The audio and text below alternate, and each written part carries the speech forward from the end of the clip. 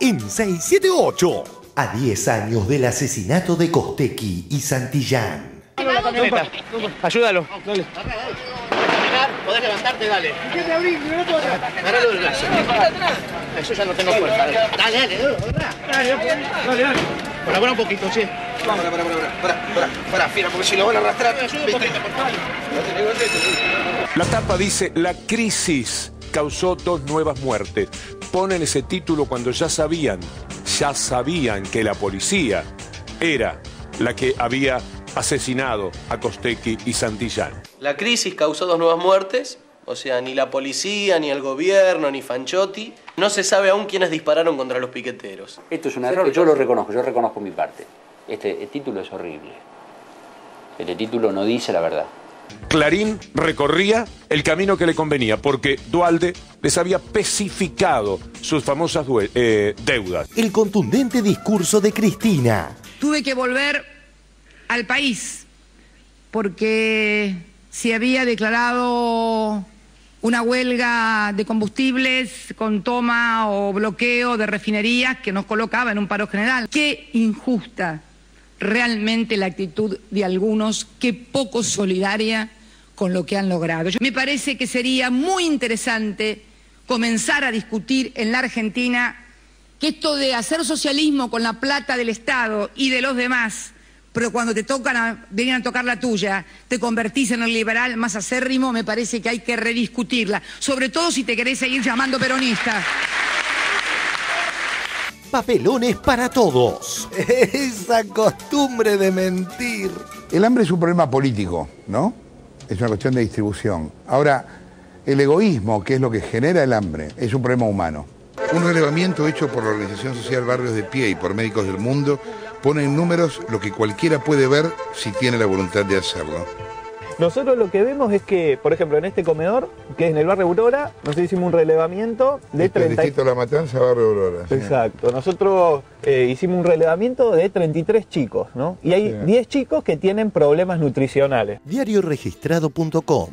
Otra vez desmienten a la nata. Desde nuestra ONG humanitaria internacional Médicos del Mundo deseamos desmentir dicha información y aclarar que Médicos del Mundo no elaboró ningún relevamiento epidemiológico nutricional en la provincia de Buenos Aires hasta el momento, asumiendo además que nuestra práctica habitual histórica es que todos los documentos e investigaciones de nuestra institución siempre son públicos y figuran en nuestra página web. Un relevamiento hecho por la Organización Social Barrios de Pie y por Médicos del Mundo. Durán Barba, procesado pero inspirado. A usted lo ponen junto con Scioli, ahora como Moyano y a otros dirigentes, en una especie de lugar de conspiradores destituyentes. Con Clarín, por supuesto, en un lugar de conspiradores destituyentes. Cuando usted lee eso, sí, bien. Yo, la verdad, solamente conspiro con Antonia en la bañadera todos los días. Solamente conspiro con Antonia en la bañadera todos los días. Ahí, cuando me pongo con Antonia en la bañadera, es el momento en el cual conspiro en otro mundo. Vamos a aclarar el significado de la palabra conspirar. Sí, a propósito, a ver si el ingeniero Mauricio Macri... Según la Real Academia Española, conspirar es aliarse contra alguien o algo, especialmente contra una autoridad. Y con lo cual, conspirar con Antonia en la bañadera, a mí me suena un poco raro. No, estamos conspirando contra Julián Aguada. Capaz. Conspirar no es chapatear así, tirar agua. Un diccionario para Mauricio. Entonces podemos llegar a la conclusión de que el ingeniero Macri tiene un problema con el idioma castellano, ¿no? Por lo menos con el significado de la palabra. Por una gota de tu voz en el desierto de mi corazón, por encontrarte una vez más, abro el cielo de par en par. Para vivir, respirar y ser feliz, necesario es para mí empaparme de tu voz. Volaré cuando el día llegue al fin y en la luna me verás escribiendo esta canción. Otro día de hermosas noticias. 1. Nuevos créditos para jubilados. En esta oportunidad vamos a presentar un crédito de 5.000 millones de pesos para los jubilados y pensionados de la República Argentina. ¿Qué características va a tener ese crédito? Diseñamos 3 tipos de créditos distintos. Uno, es lo que denominamos una tarjeta de compra argenta. La segunda tipo de crédito son transferencias en efectivos en pequeñas localidades, y la tercera, la posibilidad de tener créditos para poder sacar pasajes en aerolíneas argentinas. 2. Cristina con los atletas olímpicos. Yo sabía que la gran ilusión de Luciana era precisamente ser la abanderada en estas Olimpiadas, y si hay alguien que lo merece, precisamente es ella, la mejor jugadora de hockey del mundo. Un orgullo para todos los argentinos, realmente.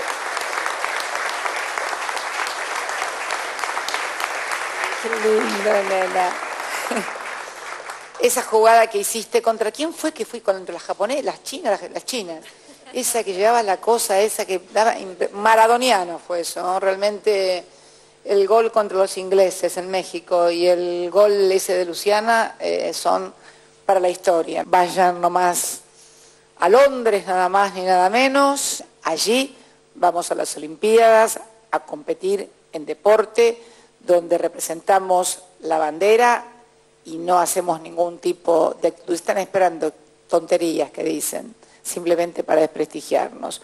Ustedes con mucha fuerza, con mucha confianza en todos ustedes, y representando allí en suelo inglés con mucho cuidado y con mucho orgullo a nuestra patria. 3. Básquet femenino y del potro. Victoria de Argentina en su debut en el preolímpico de Ankara, Turquía.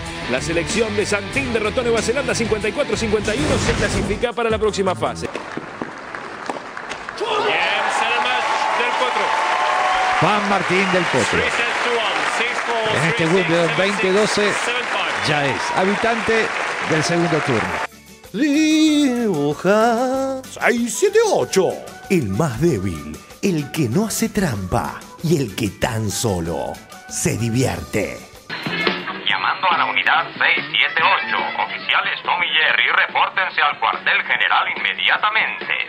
Contemplar de tus ojos en color, de tus labios la humedad, de tu luz el resplandor. Al pensar que estaré de frente a ti, apagando mi ansiedad, voy cantando esta canción que dice: por una gota de tu voz, en el desierto de mi corazón, por encontrarte una vez más, abro el cielo de par en par. Por una gota de tu voz, en el desierto de mi corazón, por encontrarte una vez más, abro el cielo de par en par. Por una gota de tu voz, en el desierto de mi corazón,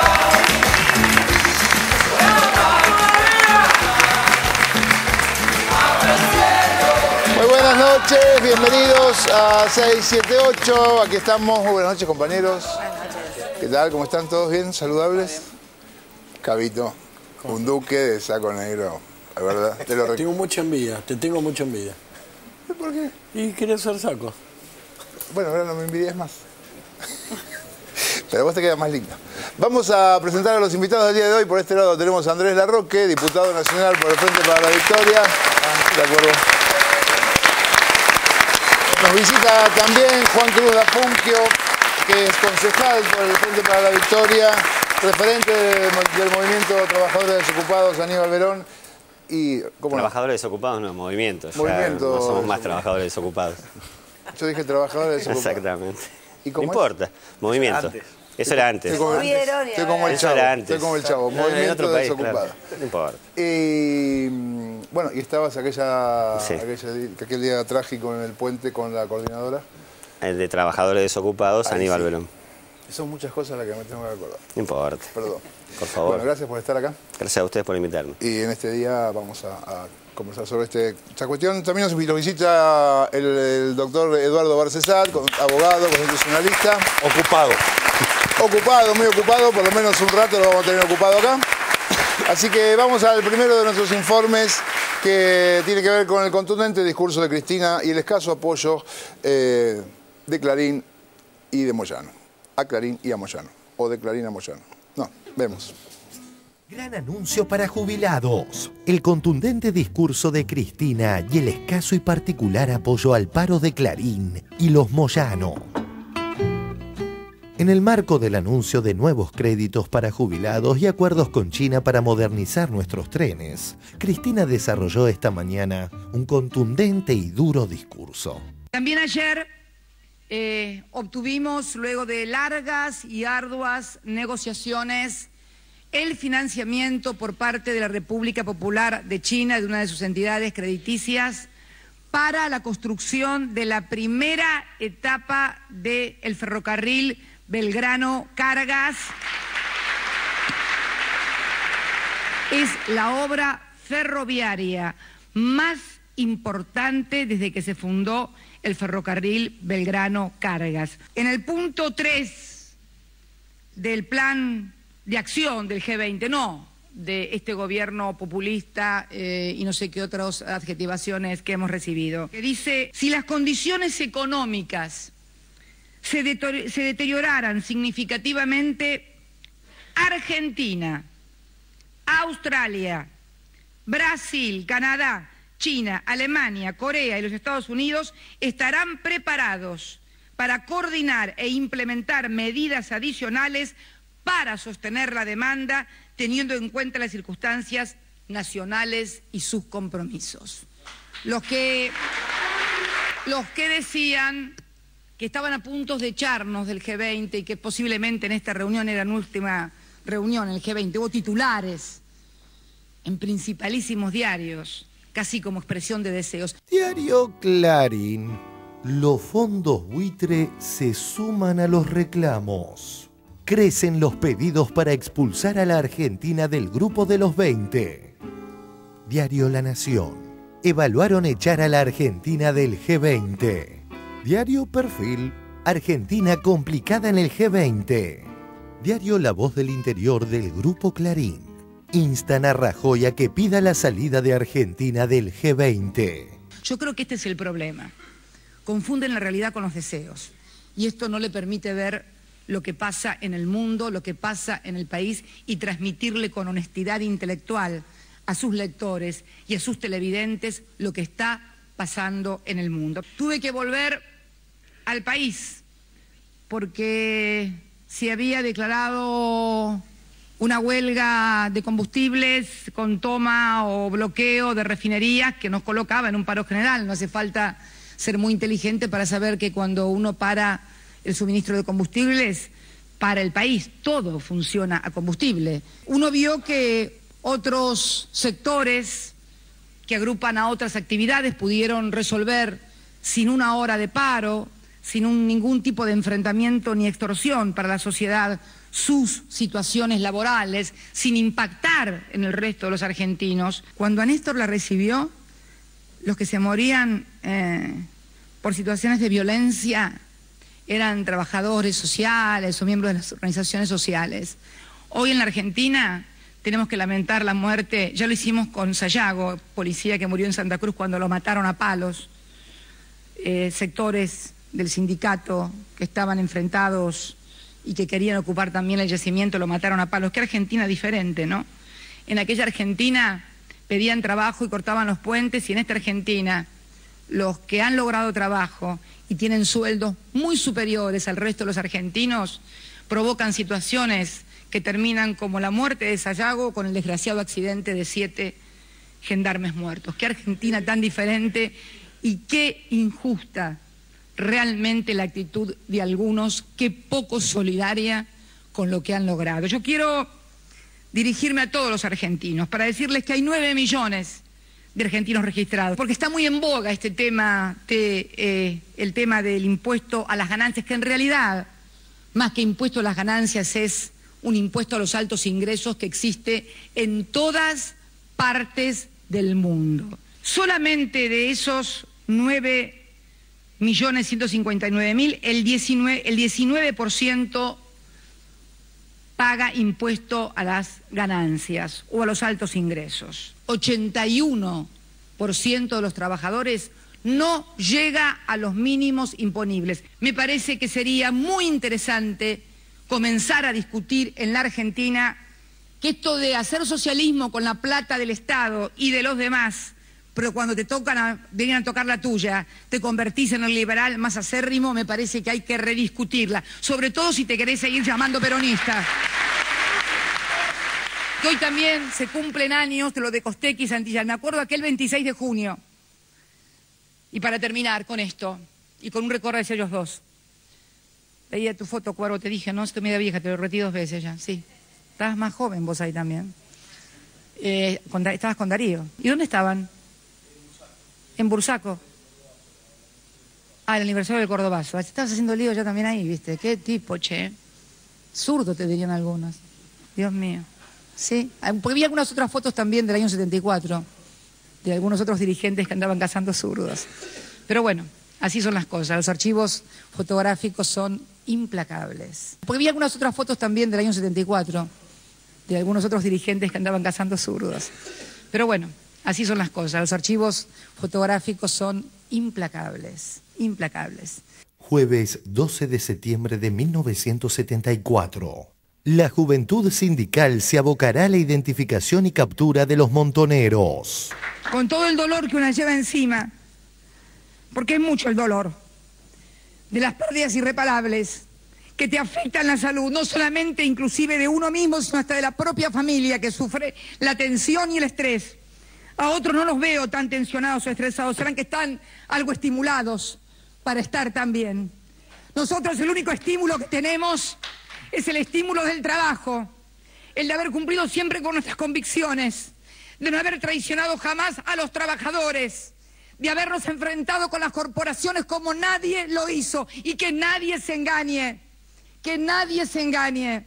No somos nosotros el problema. El día que no estemos nosotros, como se lo dije muchas veces a los trabajadores, irán por el verdadero objeto, que es volver a lograr mano de obra barata en la República Argentina, como la tuvieron durante décadas. Quiero llevarle a todos los argentinos la tranquilidad de que esta presidenta va a seguir trabajando incansablemente y todos los días. No habrá extorsión, amenaza, insulto o agravio que me aparte del camino que me he fijado. Tengo un compromiso mucho más grande con mi patria primero, con mi compañero después y con muchos que hoy ya no están. Muchas gracias y muy buenos días a todos.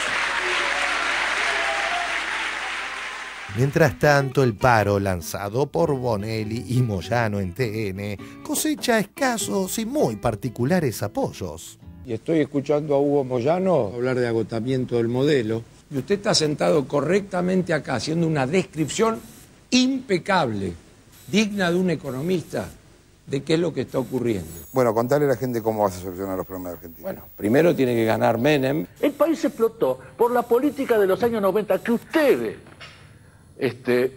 ansiosamente apoyaban.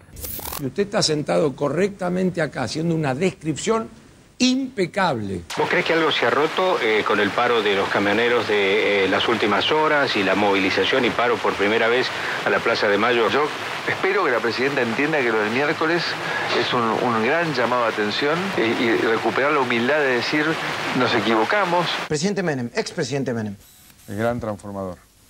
Upa, fuerte. Soy candidato a senador bajo la idea y la convicción de que con Mauricio y con Gabriela va a estar bueno Buenos Aires. Y Argentina. Primero tiene que ganar Menem. El país explotó por la política de los años 90. Hay una realidad en la cual coincido, así que es una lucha que tiene el obrero y que tienen los sindicatos de ponerse de pie ante un requerimiento que es erróneo del gobierno con lo de la plata, con el sueldo de los trabajadores. ¿Moyano hoy le estaría haciendo el juego a la derecha a Yasky? Yo creo que con el posicionamiento que ha tomado, lamentablemente está en esa situación. ¿Usted va a estar en el gabinete? Yo voy a estar donde el presidente Menem me designe y donde crea que yo pueda aportar para que mi país sea mejor. Twitter de Francisco de Narváez.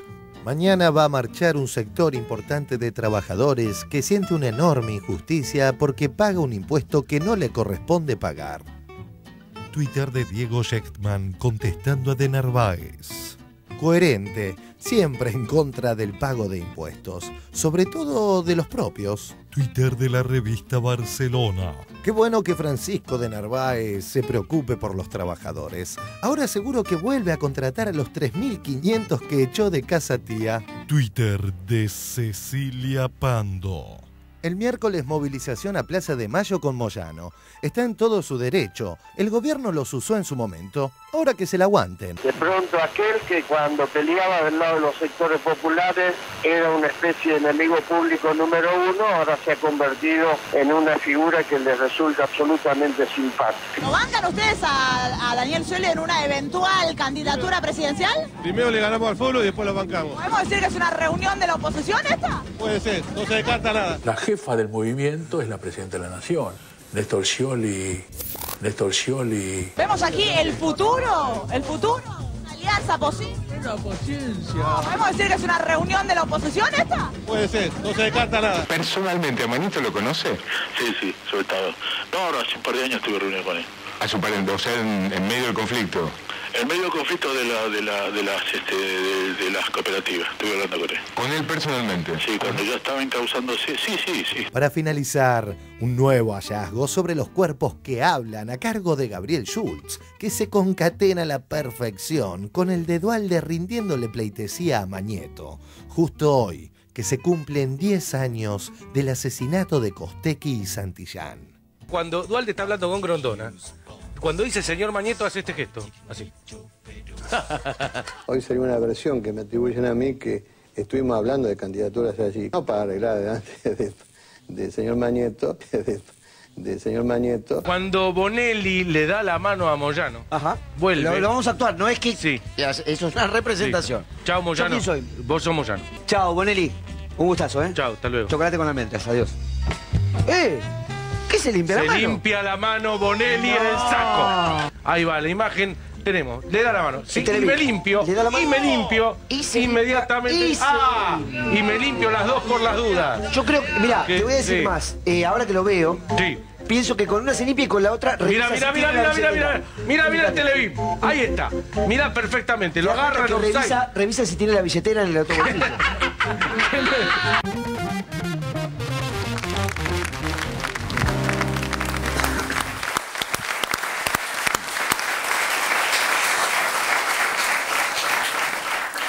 Barcelona, ¿qué reflexión de todo esto? Una semana muy compleja, muy contradictoria.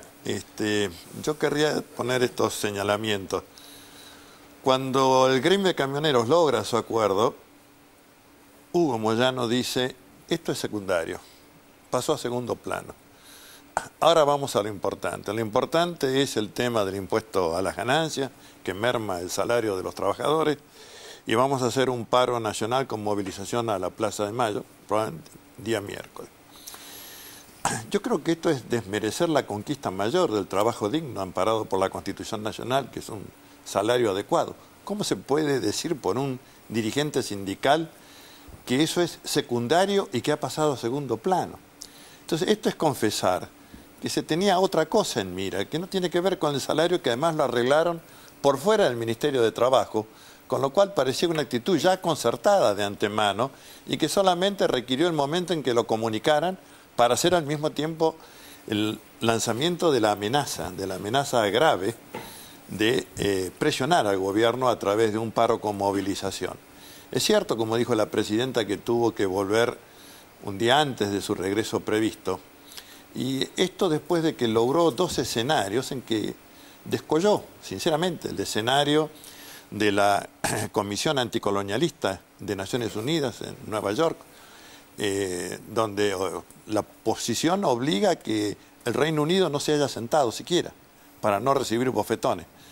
Y después en el Grupo de los 20, la reunión en México, donde la declaración que sale es claramente la impronta que llevaban Dilma Rousseff y nuestra presidenta.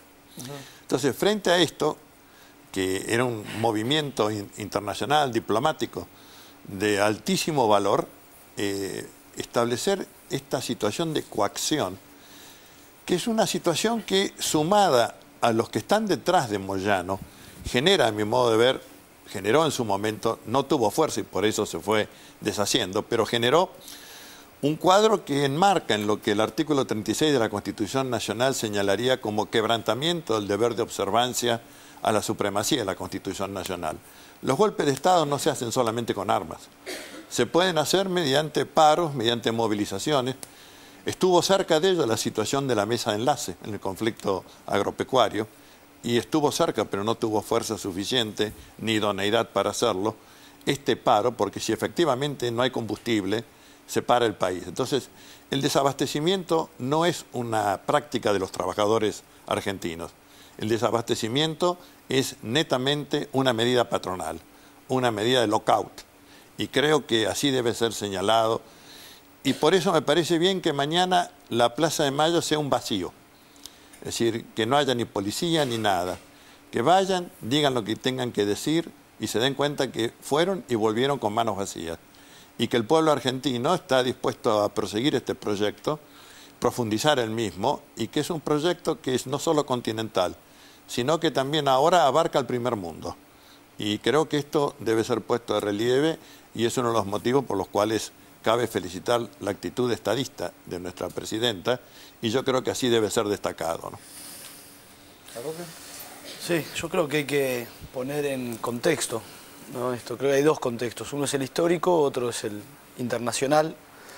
En el contexto histórico, esta fecha se cumplen 10 años del puente, y hay que recordar que los compañeros en aquel momento iban a pedir comida, ni siquiera trabajo. Sí, por supuesto trabajo, ¿no? Pero el reclamo fundamental era de comida, porque la Argentina estaba destruida.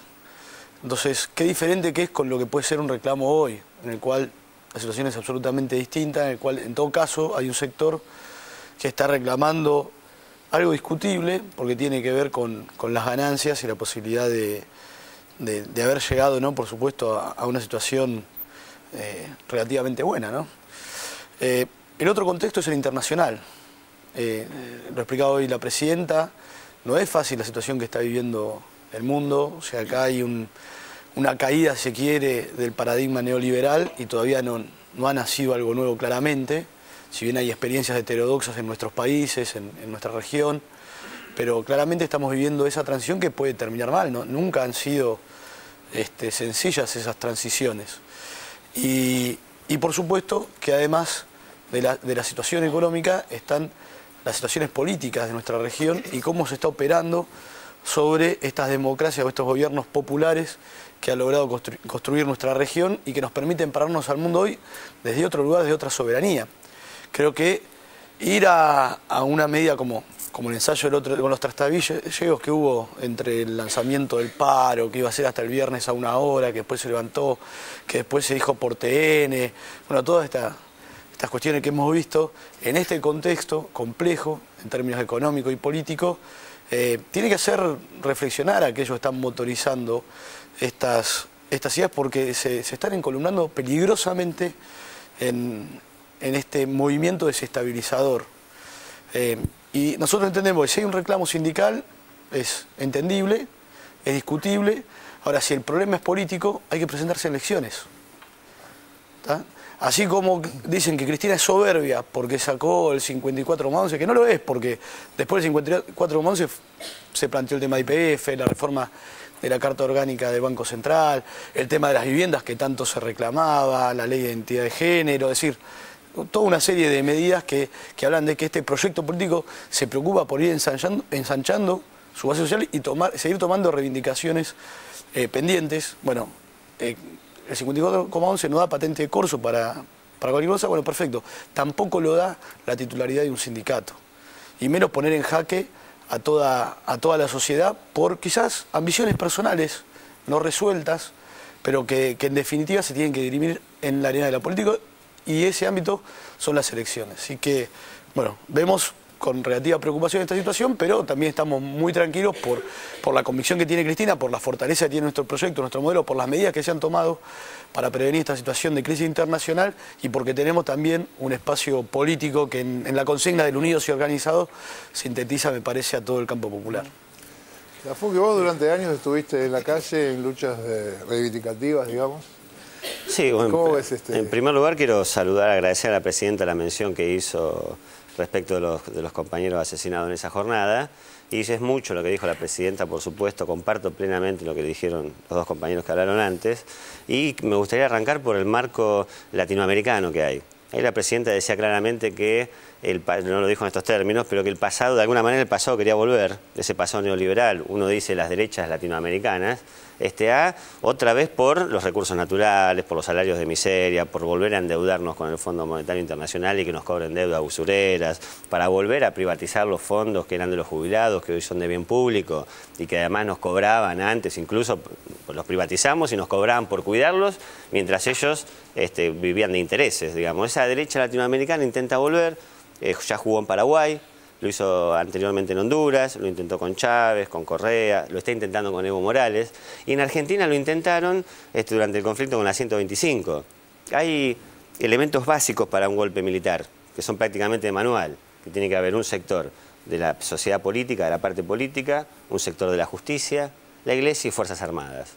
Nosotros siempre decimos que, en el caso de Paraguay hay Fuerzas Armadas, en el caso de Bolivia también, nosotros decimos que si durante el conflicto con la 125 hubiésemos tenido las Fuerzas Armadas que había acá en la década del 80, con la complicidad de los medios de comunicación, sectores de la política, la Iglesia y la justicia, terminaban haciendo algo más grande todavía, más propagandizado que la Revolución Libertadora. Entonces, dentro de ese contexto, la presidenta marca muy bien el rumbo, el camino y todos los beneficios que ha tenido este proyecto de inclusión con trabajo, y Moyano tiene que entender que acá la que conduce, como decía el compañero, es la compañera Cristina, que sacó el 53% de los votos. Yo lo respeto a Moyano y respeto también el reclamo de los trabajadores. Ahora, uno quiere que los trabajadores siempre ganen más y mucho. Ahora, es cierto que hay que ser solidario.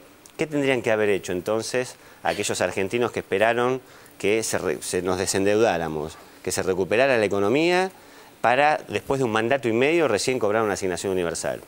Moyano no puede esperar, porque sin duda la presidenta, tarde o temprano, como viene marcando, no porque lo sepa, sino como viene marcando en toda la agenda y lo ha venido marcando en estos últimos años, tarde o temprano seguro que va a abordar el tema. ¿Qué tendrían que haber hecho entonces esa familia? Digamos, Moyano no aguanta y nos desabastece de combustible, comida, dinero, paraliza la sociedad. Y encima, una vez más, vuelve a ser tratado por los medios de comunicación de una manera muy laxa. Y uno le pregunta o le dice muy respetuosamente a Moyano que piense bien, que realmente del otro lado no tiene cabida. No es como es gracioso el informe, pero también es un poco triste, digamos, ¿no? Que haya ido ahí, que lo hayan tratado como lo trataron, y creo que debe ser más solidario, y reitero, entender que acá hay un proyecto nacional y popular que nos tenemos que cuidar entre todos, que jugó un rol muy importante aparte de Moyano también. Si el problema que tiene es de personalismo, creo que Moyano ha jugado un rol muy importante. Uno se pregunta, o como decía Larroque hoy, ¿qué quiere? Bueno, si quiere otra cosa, que se presente a elecciones, que lo blanquee, ahora que no diga que está hablando por una pelea de los trabajadores, porque es una pelea que es justa en términos generales, pero en términos particulares es para un sector muy reducido de la clase obrera organizada. Sí, a mí me parece bien hablar en ese tono, no en el tono de Juan Cruz, no en el tono gracioso o chicanero del informe, porque me parece bien blanquear. Yo lo escucho hablar a Moyano y tengo la sensación de que en estos últimos días, o de un tiempo a esta parte, el tono es del que la tiene más larga, ¿no? Ese tono de yo te voy a demostrar, yo te voy a apretar, es un tono apretador, pero que tiene que ver con una cosa machista, y a mí me parece bien blanquear que es doloroso para muchos de nosotros este escenario. La verdad que yo me estaba acordando estos días una escena que compartí con vos, era al mes siguiente que había muerto Néstor Kirchner, que fuimos a la Plaza de Mayo a cantar el himno, nos había convocado Jorge Cosia, y me acordaba que la logística y el armado de ese acto lo hizo la Juventud Sindical, y que durante esa noche y en otras oportunidades en esa época Hablamos varias veces con muchos de los pibes que militaban en la Juventud Sindical que conduce Facundo Moyano, y yo no sé si seguirán militando o no, pero por esas conversaciones que tuvimos en esa época, yo percibí, salvo que tengo una percepción muy equivocada, que había mucha ilusión en este proyecto y que le estaban poniendo mucho huevo a este proyecto. Y me parece que este fin de ciclo de Moyano, además, es una mala jugada para esa generación. Arruina para adentro. Digamos. Arruina para adentro y elige mal. ¿Veiras? Sí, sí, yo comparto que es un escenario, la verdad que me gustaría no estar viviendo, ¿no? En este nivel de confrontación en estos términos. Comparto lo que decía Dafuncio en cuanto a, bueno, que hay un reclamo que uno puede percibir como justo en el sentido de decir, bueno, elevar el mínimo no imponible es algo que los mismos funcionarios del Gobierno Nacional dijeron que se iba a hacer. Ahora esto está enmarcado en una puja política que trasciende mucho lo gremial y lo concreto de la reivindicación y que hace que esto se postergue. Ahora, ayer veía a Julio Piumato, uno de los hombres, el titular del sindicato de judiciales, uno de los hombres más cercanos a Moyano, que cuando le preguntaban sobre los apoyos que ha recibido, ¿no? Apoyos que realmente uno sabe que por historia no están con Moyano ni con las reivindicaciones que pueden implicar Moyano como representante de los trabajadores, ¿no? Desde Mauricio Macri hasta Cecilia Pando, pasando por De Narváez, que con un ejercicio de cinismo extremo, como bien decían los Twitter, habla de, se horroriza porque le cobran impuestos a los trabajadores cuando él se ufanaba de tener bien estructurado su patrimonio para no pagar prácticamente impuestos, ¿no? Sí. Pero Piumato decía, bueno, cuando uno sale a la ruta se le pegan los bichos, pero uno sigue el camino, ¿no? Es el riesgo que tiene salir a la ruta. Sí. Me parece que, teniendo en cuenta la historia de lucha que tienen muchos de esos sindicalistas, incluido Piumato, que ha sido un hombre que ha sufrido la cárcel, ha sufrido en carne propia la represión ilegal, es como para reflexionar que algo no está funcionando cuando los bichos que se pegan son aquellos que defienden los intereses exactamente opuestos a los de ellos. Entonces me parece que este punto merece una reflexión de parte de los trabajadores. Y por otro lado, también en esa entrevista, no me acuerdo si en C5N o estaba en una mesa con Hugo Yasky, le preguntaban sobre la desmesura de la reacción acerca de, bueno, dejar sin combustibles al país. Entonces, la justificación de Piumato fue que Hugo reaccionó así porque el gobierno anunció que iba a hacer una denuncia penal contra él. Y bueno, fue una reacción. La verdad que es grave, porque es el dirigente de un movimiento obrero, no puede reaccionar individualmente porque se siente afectado por una denuncia que en todo caso está en el marco de la institucionalidad. Se puede discutir o no si es válida, si se justifica o no, pero no podés, digamos, desabastecer o justificar una medida de esa naturaleza por una reacción de una decisión política. Entonces, me parece que está todo como demasiado extremado y que quizás ver qué pasa mañana en la plaza, ¿no? Qué pasa en cuanto a el tenor de los discursos, al tenor de la movilización, a qué va a pasar con la adhesión o no de distintos sindicatos que muchos apoyan a Moyano, pero no apoyan el paro ni apoyan la movilización. Sí. Entonces, ver blanco sobre negro cuál es el poder real de esa puja de fuerzas en la que está planteado este conflicto. Bien, vamos al próximo informe que tiene que ver con que se cumplen hoy 10 años del asesinato de Costecchi y Santillán. Lo vemos.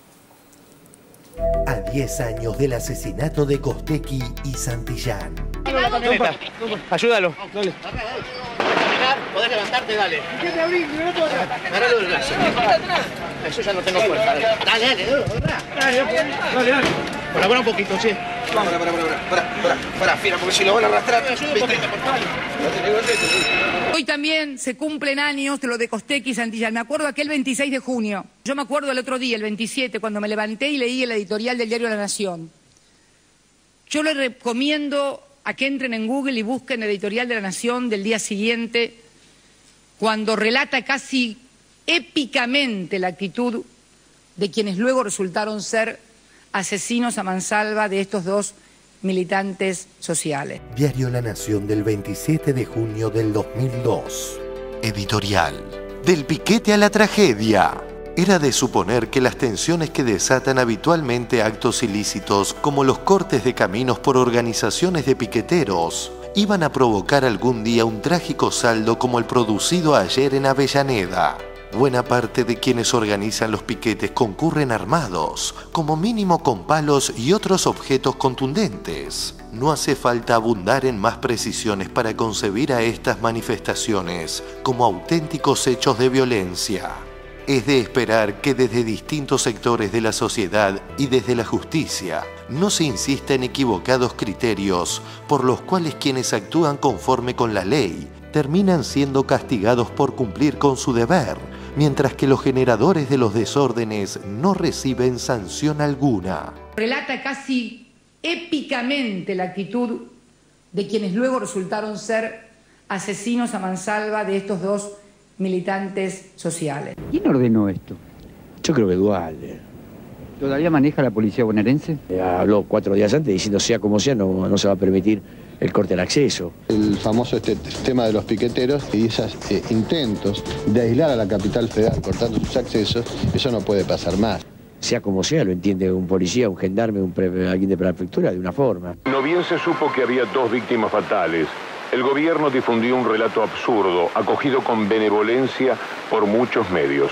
Los manifestantes eran los causantes de toda la violencia. 2 muertos es el resultado de estos enfrentamientos en el puente Pueyrredón. Diario La Prensa, del 27 de junio de 2002. Graves enfrentamientos en Avellaneda provocaron 2 muertos y 90 heridos. Aquí todavía hay balas de goma y también hemos encontrado como bolitas que la tiraban con gomeras los manifestantes. Bueno, una especie de bulones también. Y esta fue el arma más inocente que se vio hoy. Estas gomeras que aparecieron en distintos lugares donde estaban los piqueteros. Las imágenes en vivo, convenientemente editadas, aportaban lo suyo. Militantes enfurecidos, rostros tapados, un bondi y algunos autos incendiados. La imagen del colectivo incendiado, que fue una de las que más se repitió ese día, evidentemente era una imagen con manejo político, porque fue la imagen que fue pegando en ese día en cierto sector de la sociedad para decir, bueno, ven, ahí está, la culpa es de los piqueteros. Esto lo empezaron los piqueteros, la culpa es de los piqueteros, incendiaron ese colectivo, etc. Y eso se fue repitiendo y iba cargando el mensaje durante todo ese día. Diario Buenos Aires Económico del 27 de junio del 2002. Accionista mayoritario en aquel momento, Daniel Haddad. Argentina violenta. Piqueteros desataron otro día de terror. Los piqueteros se sacaron la máscara. Ayer desataron violencia y muerte. Este joven que está acá, el que tiene la gorra blanca, después lo vas a reconocer seguramente cuando veas la imagen en el piso. Este chico es Darío Santillán, es uno de los muertos. En su mano, Darío tiene un hierro y vamos siguiendo esto. Si te fijas, la punta del hierro tiene como un gancho que me explicaba, ¿no? Y que si con esto te golpean en la cabeza, te la abre, ¿no? No es un elemento de trabajo, es un elemento contundente, es casi un arma. Sin utilización de la prensa, sin una prensa eficaz, no se puede reprimir con eficacia y con rapidez. No existe eso. No existe. Los tipos se han dado cuenta de eso con mucha claridad. Los tipos necesitan generar un consenso previo, generalizado. Tienen cómo, porque tienen los recursos económicos, ideológicos, como para hacerlo. Y luego de eso, obviamente, vos tenés cómo poder darle mando político a la represión. Llegar al extremo de inventar una barbarie entre ellos fue un corolario dislocado que tuvo buena prensa. El consabido titular del diario Clarín del día después, la crisis causó 2 nuevas muertes, comulgaba con la vulgata oficial en intenciones.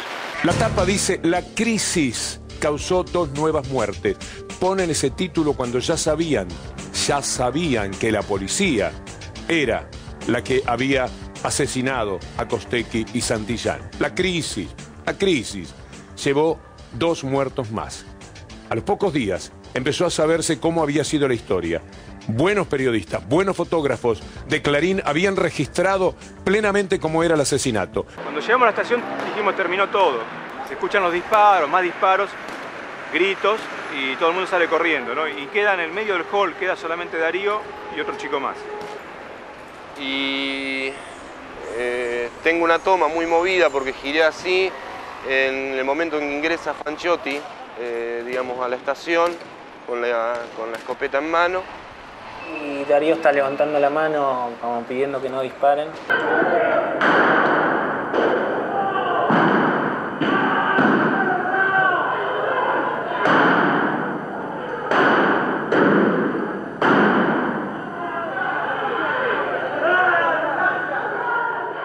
Y después salgo afuera al patio de la estación y es cuando lo veo muy nervioso a Franchotti y a Darío en el piso, que estaba vivo. Sí, disparó la policía, eso era clarísimo, no había discusión. Cuando él llega con el material, los editores de fotografía, Goldberg y el editor de política, ven todo el material de Pepe y seleccionan las fotos que salieron publicadas ese día. Pero con el conocimiento de ese material, igual Clarín recorría el camino que le convenía, porque Duhalde les había especificado sus famosas deudas. El que depositó dólares recibirá dólares. El que depositó pesos recibirá pesos. Cuando uno hace un discurso sin tener tiempo de consultar ni siquiera a los propios, yo consulté a los que antes estaban, es decir, gente que estaba en economía, me dijo que era posible. A la semana me di cuenta que no era posible y lo expliqué. Lo que dije en ese momento era a la semana, cuando ya tenía mi equipo. No nos olvidemos que el doctor Duhalde, en su tránsito en la presidencia de la Nación, convirtió la deuda de dólares en pesos. Y el que favoreció fue el Grupo Clarín. Y en la mesa de esa operación estaba el señor Mañeto, tomando la decisión, con el señor Remelesnikov y el señor Eduardo Duhalde. Estaba el señor Mañeto. La tapa del domingo puede venir con nafta o la tapa del domingo puede venir con agua en el momento de la crisis del cambio de presidente. Fue con agua la tapa. En el medio, entre la verbalización y la tapa, estuvo la especificación asimétrica. La tapa del domingo puede venir con nafta o la tapa del domingo puede venir con agua. Fue con agua la tapa. La crisis causó 2 nuevas muertes. O sea, ni la policía, ni el gobierno, ni Franchotti. Y la bajada, copete, no sé cómo se llama, de ese título, que dice: no se sabe aún quiénes dispararon contra los piqueteros. ¿No se sabe aún quiénes dispararon contra los piqueteros? Sí, sabían. No, ese día no lo sabía. Te digo, sinceramente no lo sabía. Disparó la policía, eso era clarísimo, no había discusión. Cuando él llega con el material, los editores de fotografía, Goldberg y el editor de política, ven todo el material de Pepe. Pero con el conocimiento de ese material, igual Clarín recorría el camino que le convenía. ¿No se sabe aún quiénes dispararon contra los piqueteros? Sí, sabían. No, ese día no lo sabía. Te digo, sinceramente no lo sabíamos. Acá hubo una selección de fotos. Acá vieron las fotos que tenían y publicamos esta. Pero si hubieran publicado la bonaerense disparándole, hubieran publicado esta foto, mirá. La foto con el cartucho rojo. La persona que ellos tienen acá corriendo. Viva, acá está herida, con munición de plomo y con un cartucho rojo a su costado. Pero lo que pasa es que si vos publicás estas 2 fotos el día jueves y haces esta tapa, no podés poner la crisis causó 2 nuevas muertes. Esto es un error, yo lo reconozco, yo reconozco mi parte. El título es horrible. Este título no dice la verdad. El título es horrible. El título no dice la verdad. Acomodo. Salvación para el poder político que les cuida el poder económico a ellos. Esa tapa que acabamos de ver es una ofensa en la historia del periodismo, porque sabemos que sabían lo que debería haber determinado una tapa muy distinta.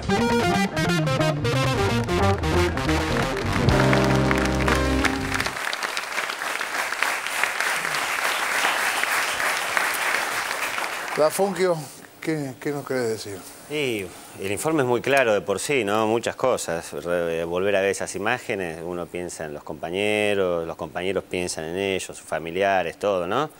Y por ahí a lo mejor vamos a arrancar al revés, eso lo podríamos decir al final después si hay un lugar. Pero el informe es muy claro en cuanto al país que se vivía en ese momento y a cómo operaban los medios de comunicación en aquel entonces. Es muy interesante la parte en la que habla Mariotto también. Ese país, el 26 de junio, esa fría mañana, el 26 de junio, nosotros formábamos parte de un sector de la juventud que se rebelaba ante un estado de cosas en un país que venía siendo castigado desde hace mucho tiempo en la Argentina. hoy decía el jefe de gabinete en el acto que hicimos, desde la Revolución Libertadora. Se profundizó un proyecto político que fue instaurado a sangre y fuego en la última dictadura militar, en los 90 con Menem. Eso quebró y ahogó al país.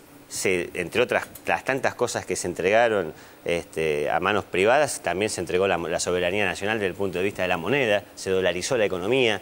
En aquella época esa dolarización, hoy que está tan en boga el tema del dólar, llevó a asfixiarnos, como bien digo, y a quebrarnos, y luego y a endeudarnos, y después quienes tenían esa deuda, para cobrar una parte, porque todavía la seguimos pagando, se robaron el dinero de los ahorristas, y así explota el 19 y 20 de diciembre, explota la alianza, explota la convertibilidad, y otro bloque de poder económico quería la devaluación, lo ponen a Duhalde, que nadie lo votó.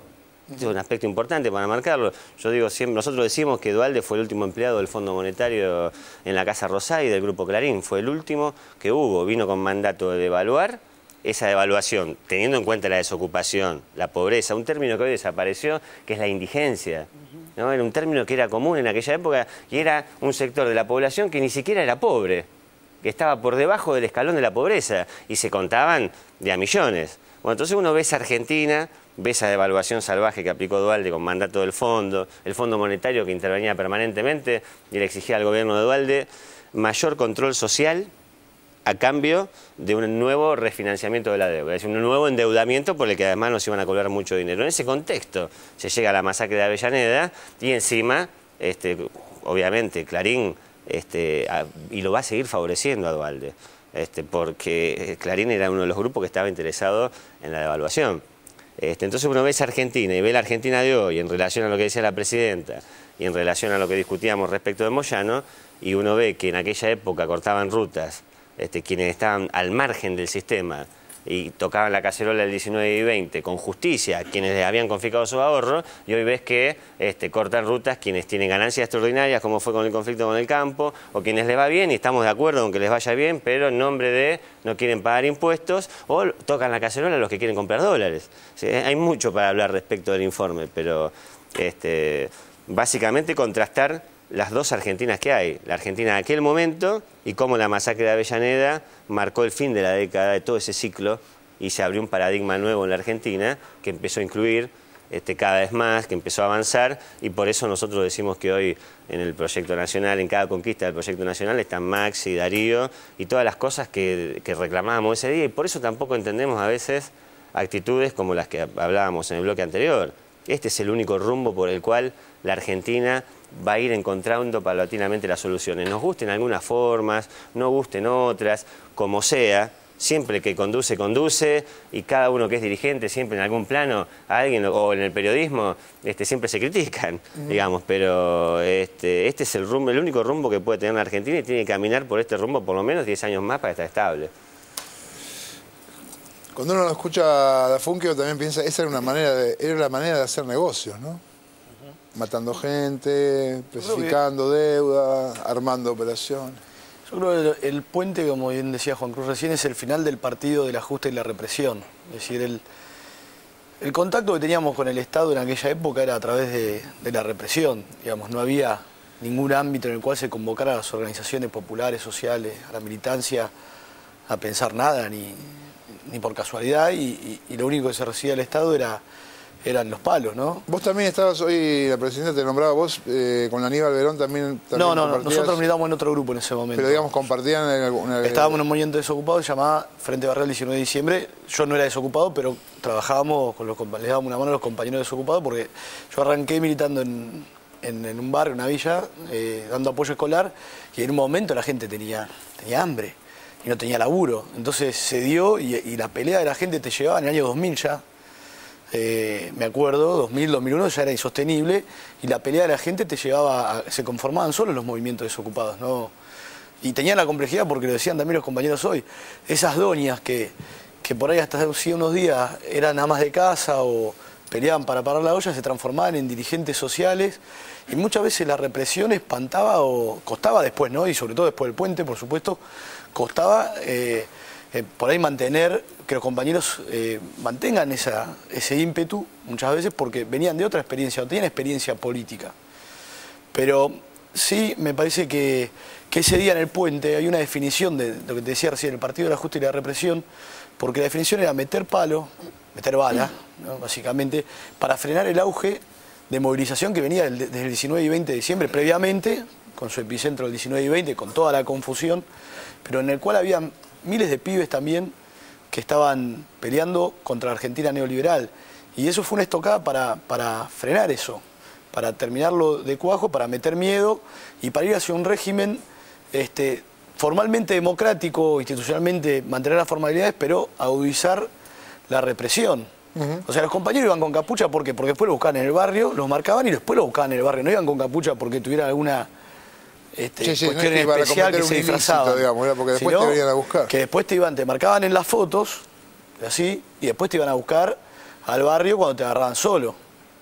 Y los palos se llevaban porque te cagaban a palos, ellos primero, digamos, y entonces, obviamente, perdón, no la expresión, pero era así de literal. Claro. Entonces los compañeros, muchas veces, como en esa marcha había mujeres con cochecito que iban a pedir una bolsa de comida, los propios compañeros de los movimientos organizaban la seguridad para que no sean agredidas por la fuerza de seguridad. Si querías reclamar, tenías que defenderte de alguna forma, sí, porque si no, ibas a que te masacraran. Entonces, ese día se iba hacia una Argentina de la formalidad institucional, pero con un sistema tipo el de Uruguay con Bordaberry, ¿no? Esas cosas en la cual se mantiene la formalidad de las instituciones, pero en la práctica es un régimen represivo. Y eso fue lo que de alguna manera se cae ese día por la respuesta popular, por la sensibilidad de nuestra sociedad, por las movilizaciones posteriores que fueron muy importantes, una movilización a Plaza de Mayo, una muy grande esos días posteriores. Y porque no aguantó la versión de los medios. No aguantó, también. por supuesto, y además porque nosotros tuvimos la suerte de que en el 2003 al balotaje entrara Néstor, porque podía haber sido el innombrable con López Murphy, claro, fue poquito. Ahí nomás. Y el discurso del innombrable era dolarización y militarización, porque eso era lo que estaban buscando ellos. Dolarización, tema de actualidad, y militarización, bueno, también, ¿no? Por lo que pasa en la región. Esa es la receta de eso, va a ser ajuste y represión. Digo, están ajustando en Europa, o buscando la manera tan discutida modelo de los salarios, están volcando trabajadores a una situación de desocupación en Europa. Bueno, eso está pasando lo mismo que pasaba en el 2001, ahora ya, y bueno, vamos a ver cómo deviene. Barcesato, hoy el padre de Santillán reclamaba que los responsables políticos no han tenido... Bueno, tiene razón el reclamo. Yo creo que hay que examinar este binomio crimen-impunidad. En el nacimiento de la ciencia política de Occidente, Thomas Hobbes afirmó su Leviatán: el crimen mayor es aquel que se cometa a conciencia de su impunidad. Es decir, los que cometen los delitos mayores sabiendo que no serán juzgados, que como forman parte del poder, el poder se ejerce sobre los otros, pero no se aplica sobre uno, sobre aquel que lo detenta. Y creo que esta es la práctica que hay que quebrar. Esto es lo que debemos superar. Y en esto la justicia sigue siendo, en buenos tramos, una asignatura pendiente, ¿no? Hemos tenido, por fin, la apertura de los procesos respecto de la responsabilidad del Estado terrorista, los crímenes de genocidio y lesa humanidad. Pero este tipo de crímenes todavía no alcanzó la plenitud operativa que debería tener en el escenario del Poder Judicial de la Nación. Porque evidentemente acá ha habido autores intelectuales. Yo no creo que la policía por sí propia lance una ofensiva de matar, tomar esa tremenda responsabilidad de cegar la vida de un ser humano, si no es que tiene una directiva superior. Y hay otra responsabilidad, que es la responsabilidad del periodismo, que mediante estos desplazamientos que acá han sido tan bien ejemplificados, desplazamientos de significado, la crisis es la responsable, los piqueteros provocaron esto, una especie de teoría de los dos demonios en chiquito nuevamente. Pero esos desplazamientos son técnicamente un encubrimiento, porque hacen invisible el crimen. Y creo que esta responsabilidad también debe ser examinada, no solamente en el reproche ético, sino en el reproche jurídico. Bueno, yo creo que debemos decir, la justicia fracasó.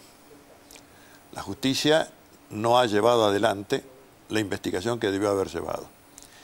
Y estas son las deudas que tenemos con los procesos de democratización y de recupero de la institucionalidad argentina.